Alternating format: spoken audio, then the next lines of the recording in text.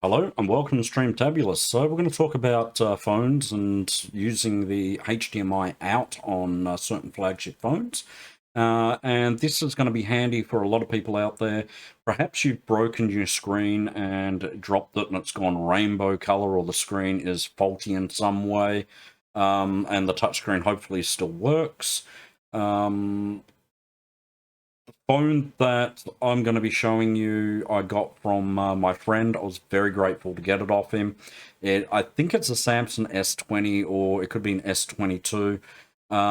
Basically, while it was under warranty, the screen went white. He sent it off for repairs. Samsung turned around and said, "You dropped your phone and we're not covering it," even though he didn't. The replacement cost for the screen was that expensive. He figured a couple of $100 more and he'd just get another phone on a new contract, which is what he ended up doing. This phone ended up sitting there for quite some time.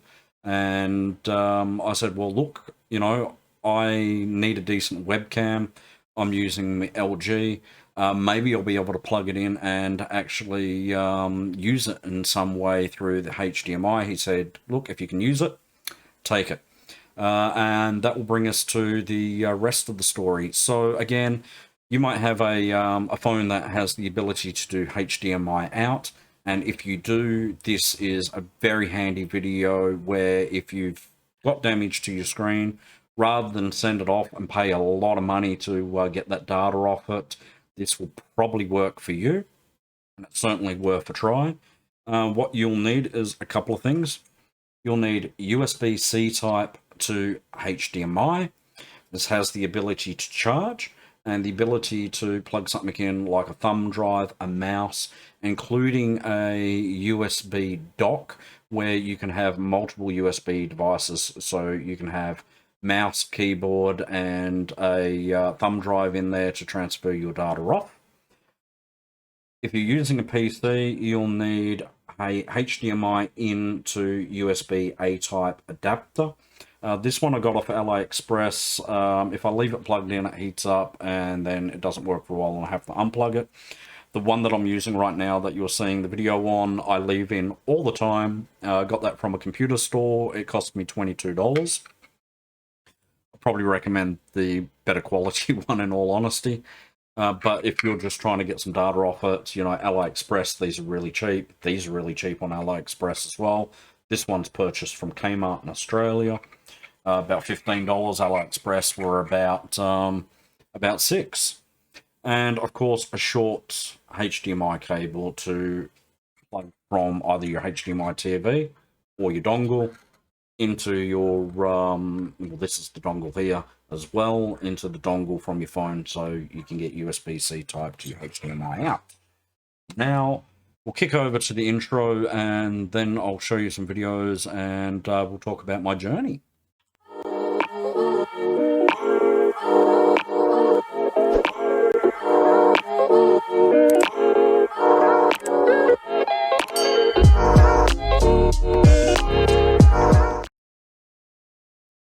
Okay, welcome back. I'm going to play some videos for you of what I went through to actually get this working. Again, this is something that can give your phone a second life as well. I mean, you might be trying to recover something off it, or maybe you've got an old flagship phone and you just want to use your phone as a webcam, as I'm doing here.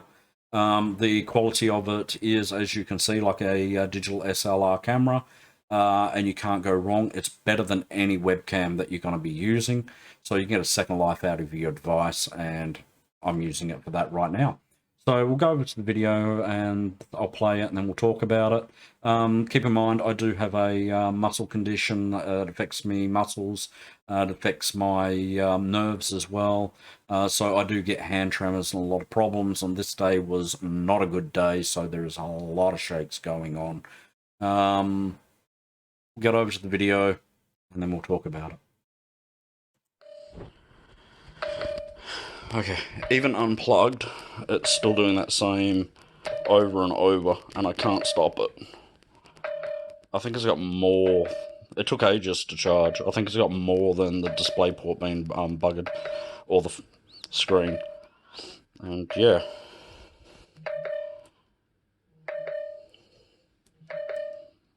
yeah, I don't know. Weird. So yeah, this phone hadn't been charged or plugged in for a long time. Now, prior to setting it up through the HDMI, I did put the phone on charge for quite some time to actually turn it on. Uh, the screen intermittently worked when he first had the problem, and it progressively got worse. Apparently, it's a common problem with those Samsung phones of a particular batch, and a firmware update happened, and when that happened, it basically cooked the screen or somehow damaged it, and Samsung basically didn't take a lot of responsibility for it and just flogged it off. But you can read on the internet it was a massive problem. Some people did point out the forums and get it done under warranty. His was under warranty. They said drop damage. They flogged it off. And of course, by the time I got the phone, which was a long time later, it was out of warranty, so nothing could be done about it. So I plugged the phone in, and it was doing that horrible beeping noise. Don't know what was going on. All the videos that you're going to see, I was sending it to him, telling him the progress and letting him know how I was going because he was curious himself. And I ended up pressing buttons on the phone and just touching the screen, figuring there might be a button on there to skip something or acknowledge something, and eventually doing all that, it stopped. And I guess during its boot sequence, because that wasn't coming up under the HDMI, it needs to hit a certain point before that chip actually becomes active to actually put the output on the TV. So at that point, I couldn't actually get a display. But once it bypassed that, I had it plugged in, and suddenly we had a display come up. So I'll show you the video, and then we'll talk about that. Okay, I started smacking, well, not smacking the screen, but swiping the screen, touching it all over the place, pressing the buttons. Finally got it to shut up, and voila. We'll see what happens. I'll let you know. So, yeah, he did factory reset the phone. At some point, when the screen was doing the intermittent problem, he factory reset it to send it off, and yeah, obviously nothing came of that. So that was good for me because I was able to actually go through and put my account information in, which just made life easy on my end. So I don't think there's much to really talk on that bit, and we'll go to the next video, and I'll let you know what happened there. Usually the left click and right click are inverted, but this one's actually the same as a PC, which is really daunting. But yeah, I mean, there it is there. So it is literally just the screen. We'll keep going. I'll let you know how we go.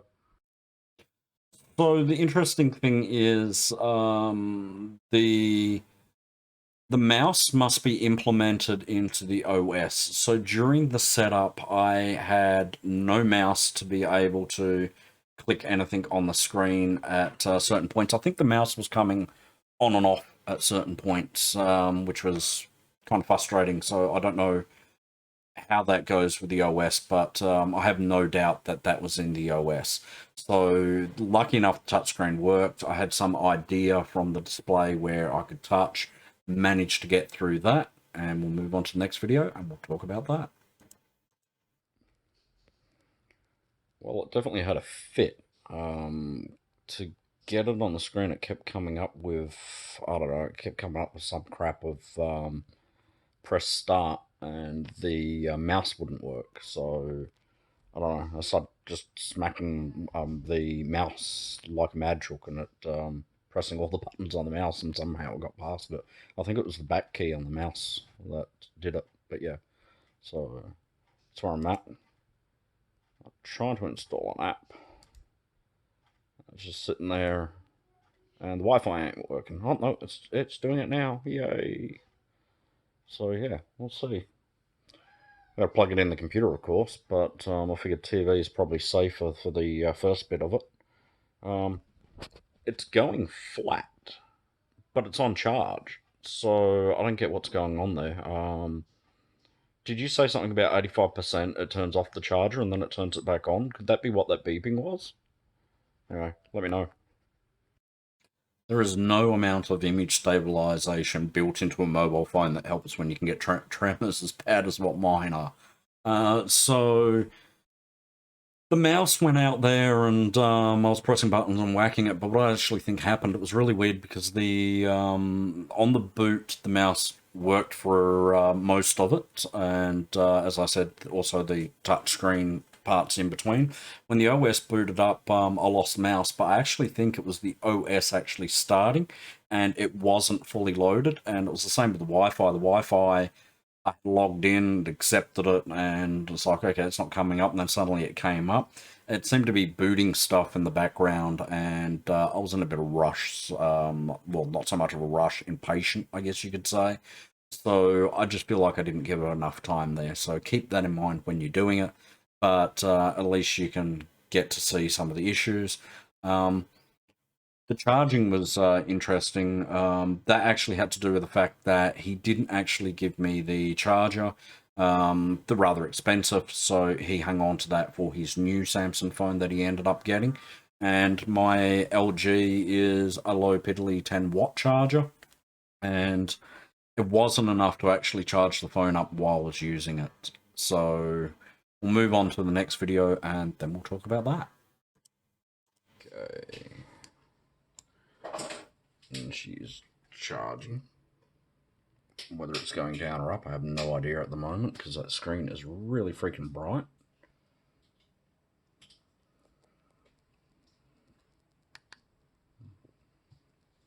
Wait, I just think...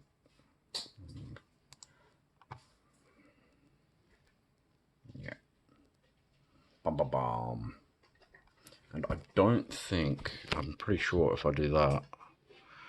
Yeah. Do time to live, that'd be good.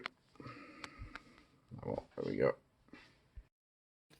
So, plugging into OBS, which is what I use to work perfectly fine. I believe VLC as well, you can use your dongle through that if you're using it in your PC. But, yeah, I mean, this is handy to know whether you want to use it for a webcam or not. If you're going to use it for a webcam, check out how I set up my phone under OBS. You'll find that very handy as well. Something to keep in mind, the aspect ratio of the LG was an ultra widescreen, so I had to go through OBS and set the aspect ratio for this. It was less of a headache with the Samsung.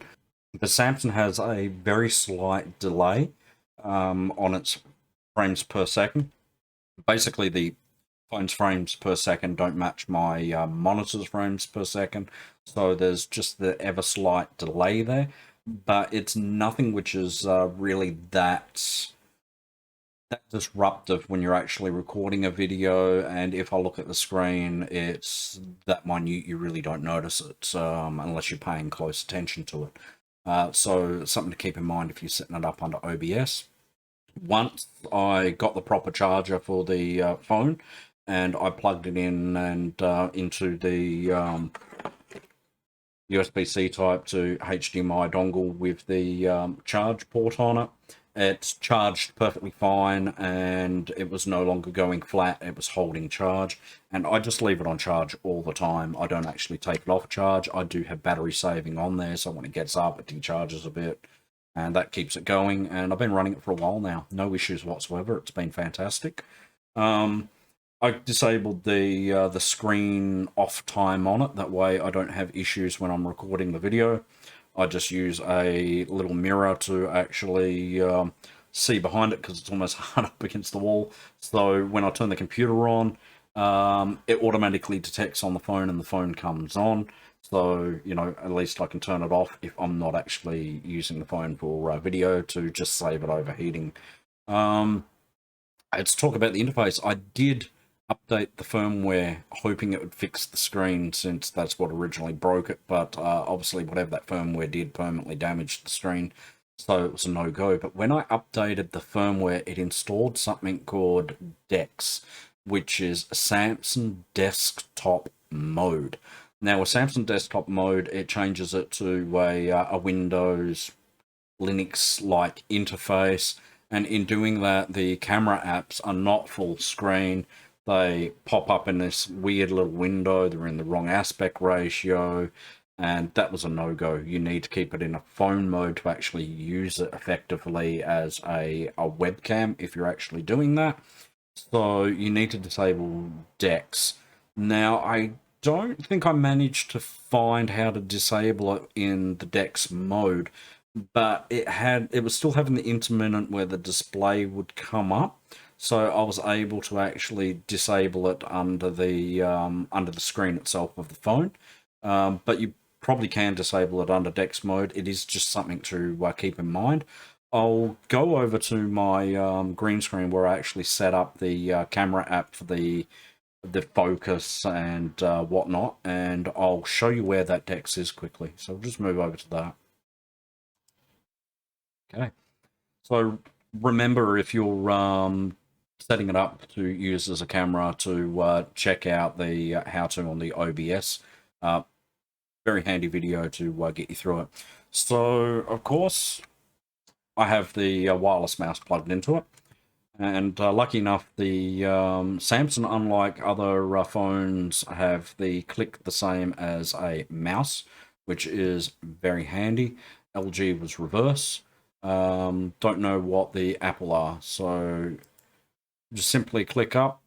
We go to the settings. We want to move down to this here, Samsung DeX. That's what we don't want. So we're going to click on that. We want to scroll down to Samsung DeX. And we want to make sure that is off. That way, when you plug it in, it doesn't auto start. Because if it auto starts, it is a pain in the butt. Okay. I talk about the app that I'm using in the video on how to set it up. And you can see that we have all the SLR or a lot of SLR features here, so we can actually set up the f-stop for the focus. That way I'm in focus all the time and it's not going to pick up the background or anything like that. We'll just move back over to the main screen. Okay, so there is a massive advantage on using a mobile phone for a webcam, and that is obviously very high quality. The ability to actually focus and do the adjustments on it, which is just fantastic. You can do the ISO, so you can get your color balance right. Now, the CCD on your mobile phone has is a little bit different to webcams and to cameras with the way their software is that handles the colors and the saturations. So your skin textures are usually better quality than a webcam, a lot better quality. The other thing is the colors are more balanced, so you don't get so much spotting because they're designed to have a more vivid look for the most case, which means green screens are so easy to set up. You'd just be like, this is fantastic. I know a lot of people that have had digital SLRs and they have a very hard time setting up their green screen. Now you can see just a little bit of blocking there because it's not getting a lot of full light at the moment. It's just simply because today's a little bit overcast, which I'm enjoying because it's summer and thankfully we've got a bit of a cool day at the moment. I've got the door open over here. Normally I'd have the green screen back a bit more so the light would stop things like that altogether. So it gives you an idea how good it is for the adjustment because we're not getting even lighting across the green screen. And the reason it's not pushed back as far at the moment, door open, got a nice breeze coming through, it was blowing the green screen all over the place. So that's one of the advantages to actually using your mobile phone is the green screen works better, a lot better. Green screens, I've got a video on my green screen and I'm using felt for my green screen. Go over and check that video out. Check out the how to use your phone in OBS video if you're going to use it for that. But ultimately, if your phone's got a damaged screen, you can get a second life out of it. But more importantly, you might be able to use this video, if your touchscreen is still working, to actually back up your data. Sending your phone off to have the data backed up is very expensive. They open your phone up, they take out the memory chip, they use a donor phone, they put it in there. That donor phone is used over and over again to get your data off. Not cheap. And you may not have to do that. Most people have a Apple phone, which Apple will do support the HDMI out, or they have a Samsung phone, and a lot of the Samsung support it. I'm not so sure about the A13s. The problem is when they list the data specs for the phones, is they don't actually brag about this feature anymore, so it's not listed in a lot of the data specs. A lot of the reviewers don't actually view it anymore. It's just seen as people have smart TVs. It's not the case for a lot of people. But the thing is, having this plugged into your TV, you can use Netflix. With the Samsung, you can use it as a computer. It is an extremely handy feature. Very handy feature. I wish mobile phones would all implement it. Oppo was hit and miss. For some reason, some of the Oppos in the same models, I think it's the A79s or A98s, they have the feature for it for some of the phones, but they may have actually changed the USB in some of them for that. I think it's MHL, or it just might be HDMI over USB-C. There's some different versions in the way that works, but they seem to have had it one moment and then it's not in another reversion of the phone, or they've disabled it in the iOS. It may be hit and miss depending on the type of phone that you actually have. But on eBay, Australian, $6. $6 from the shop. Or I've got two of these, one off of AliExpress and one off of AliExpress, and then I've got one from the computer store, one from Kmart. Recommend the computer store one because this one just gets hot and I have to unplug it, otherwise sometimes it just doesn't detect. $22 at the computer store, $15 at Kmart. It's definitely worth trying. And, you know, if you're getting it off AliExpress just to see if you can get data off your phone, it's a couple of bucks. That's worth trying. I'm on a pension. I don't have a lot of money. I found the $22 and $15 high for me, but well worth it in the long run. But for $12, you know, even on pension, I would risk it any day of the week to try to recover precious data off the phone. So don't throw your phone out. If it's broken and it's sitting there and it's one of these contract flagship phones, you can likely use the phone for something else or recover your data. Whether you're plugging it into a TV and you decide to use it as a computer and a Netflix hub, this is a very handy thing to know. And if you're using it for a webcam, you can see that the quality is great. There is no lag. There is certainly no dropout. Something to keep in mind if you're using it for a webcam, put flight mode on. The first time you put flight mode on, you will lose your Wi-Fi. Drop the Wi-Fi down, re-enable the Wi-Fi. Flight mode still stays on, but you have your Wi-Fi.